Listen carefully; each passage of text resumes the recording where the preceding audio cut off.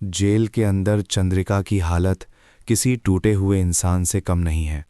हर पल अपमान, हर पल दर्द, और उसी बीच अचानक एक जोरदार थप्पड़ जो सिर्फ उसके गाल पर नहीं बल्कि उसकी आत्मा पर पड़ा है।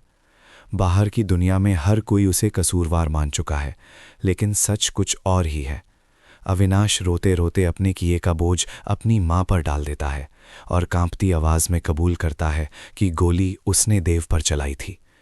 ये सुनते ही चंद्रिका के पैरों तले जमीन खिसक जाती है। वो चीख पड़ती है कि अपने ही भाई पर गोली चलाते वक्त शर्म नहीं आई। और जब वो पूछती है कि बंदूक कहाँ से आई, तो अविनाश वही सच बोल देता है जिससे पूरी कहानी पलट जाती है। बंदूक उसकी माँ की थी। पुलिस मौके पर पहुंचती है, अविनाश को गिरफ्तार करने ही वाली होती है कि तभी चंद्रिका आगे बढ़कर सारा इल्ज़ाम अपने ऊपर ले लेती है। वो जानती है कि अगर सच बोला गया तो उसका बेटा बर्बाद हो जाएगा, इसलिए जाते जाते वो पूरे घर और बच्चों की जिम्मेदारी वसु को सौंप देती है। लेकिन किस्मत का खेल यहीं खत्म नहीं होता।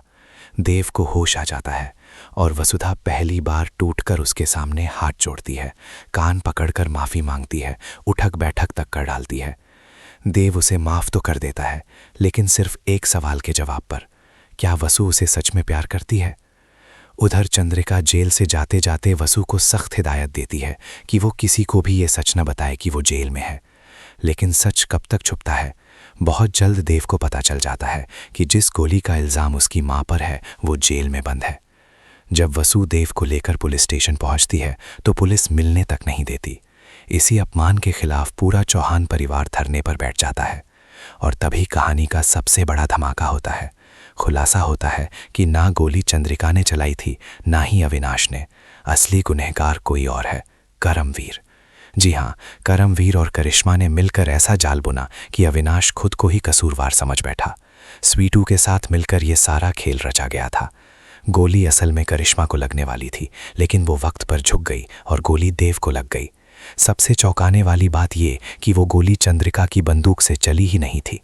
यही सच अब वसु उजागर करने वाली है। उसकी सूझबूझ और समझदारी से पूरा केस सुलझेगा। देव और वसुधा अलग नहीं होंगे और आखिरकार करिश्मा और करमवीर का चैप्टर हमेशा के लिए बंद हो जाएगा। अब सवाल ये है कि क्या वसु वक्त रहते सबको बचा पाएगी? क्या सच्चाई सामने आएगी या फिर एक और बेगुनाह कुर्बान हो जाएगा? सच सामने आया तो पूरा खेल खत्म, और अगर नहीं आया तो सब कुछ तबाह।